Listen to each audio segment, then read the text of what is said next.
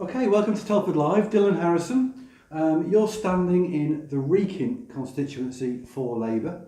So this is your first general election?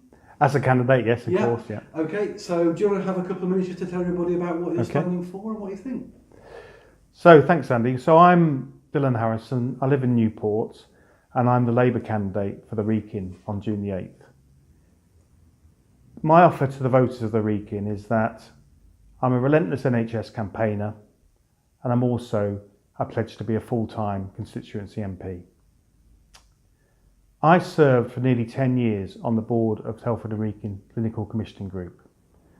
My proudest moment during that time was being part of the group that built and commissioned the Women and Children's Centre at the PRH.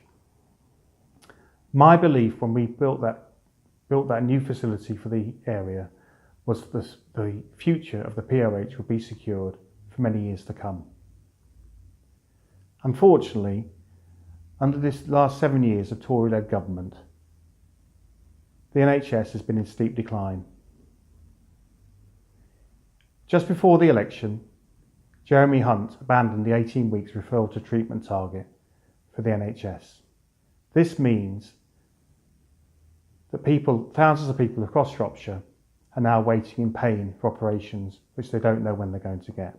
Not only that, the NHS has also abandoned the 4 hours A&E target, and on a recent inspection at the PRH, there were people waiting over 10 hours for treatment. This brings me on to my second point. Shropshire Defend Our NHS wrote to Mark Pritchard to ask him to support and lobby to the government to secure extra funding for the area. He didn't reply.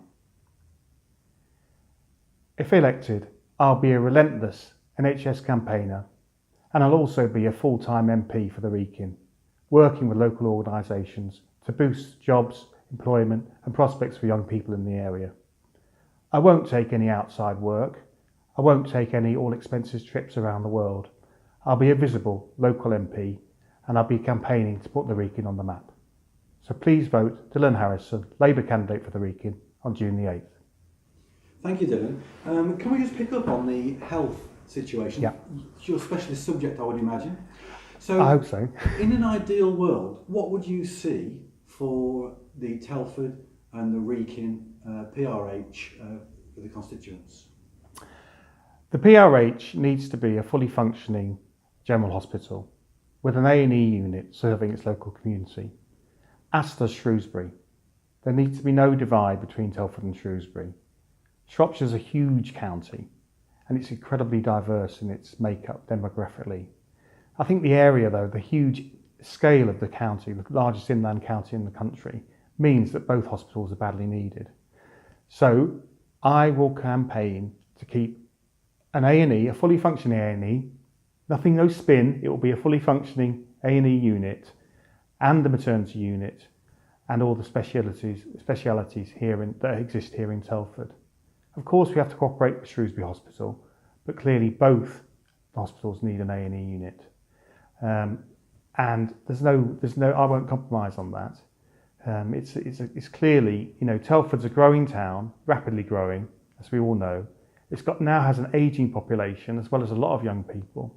And it's also an area with a large density of industry. So it really needs an A&E. And I think to take it away from the town, to diminish the PRH in any way would significantly affect the self-esteem of people in the area and also make people trying to invest in the area, make them think twice. Well, it's Telford, it only hasn't got a proper hospital, so we really need it. Okay. So on a survey that I did of residents in Telford and the Wrekin, even splitting those two constituencies apart, they both had the same concerns. Top of the course was health, which is no surprise. But second was jobs and the economy. Yeah. Do you want to outline what your plans would be for the Wrekin? Yeah, well, I think the key thing is upskilling the workforce. We in the Wrekin we've got fairly low educational achievement compared to other parts of the country, which we're obviously competing against. It's brilliant that TCAT and New College have merged. I think that was the right thing to happen because further education locally has been in a bit of uncertainty in the last few years. And it's fantastic that the University of Wolverhampton is opening up and expanding its operations in Telford. So clearly I think skills are the big area, because we've got to have a workforce that can compete in the modern world. And are we working with educational institutions and with industry to bring jobs to the area? But I think the other thing is that small businesses have had a bit of a bashing recently with the Tory rate rises, proposed Tory rate rises for small businesses. I'm glad to see that Labour actually has committed to giving a fair deal to small businesses and restricting those rate rises. Because I think if you look at like Newport High Street where I live, it's a thriving area and it needs a lot of support to keep it that way. The other market towns also need a lot of support, and I'll be happy to support local businesses in any way I can. In terms of the minimum wage? Yeah. Well, the minimum wage, everyone deserves to have a decent standard of living. Labour's committed to £10 an hour as a minimum wage, and I think that's not unreasonable. I'd also like to see the staging, if you like, because at the moment young people under 18 are only entitled to £4 and 5p an hour, which I think is ridiculous. And young people have had a very raw deal. I also want to see the end of 0 hours contracts, because I think they're an invidious way of operating businesses, put people in massive job insecurity, which in the 5th largest economy in the world just doesn't seem reasonable to me. Okay, you touched a little bit on education as it relates to New College and TCAT in the area, both in the Wrekin constituency, yeah. So when students leave sixth form, university is the next natural step. Yeah. Tuition fees? Tuition fees are a bit of a bugbear of mine. I spent 5 years in university and I didn't pay a penny. I didn't get a grant, but I didn't pay a penny in those 5 years towards my tuition. In fact, for 2 years when I was training as a social worker, the government actually did pay me a little bit of money to support myself. And I've always been strongly opposed to tuition fees for young people. And I think it's terrible, really, that the average student now comes out of university aged 21 or 22 with a £48,000 debt. Clearly, that's not sustainable. How are they meant to build a future? How are they meant to get on the housing ladder? How are they meant to even contemplate having children with that sort of thing hanging over them?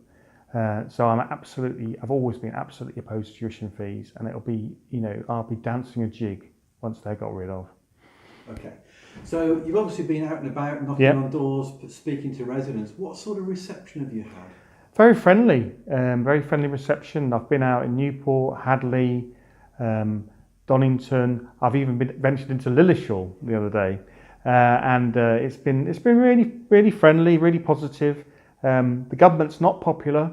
Their the dementia tax and so on is not popular. They're not really a popular government. They haven't really got a lot to say to people. And I think the Labour manifesto, which was leaked, is actually caused a bit of a splash.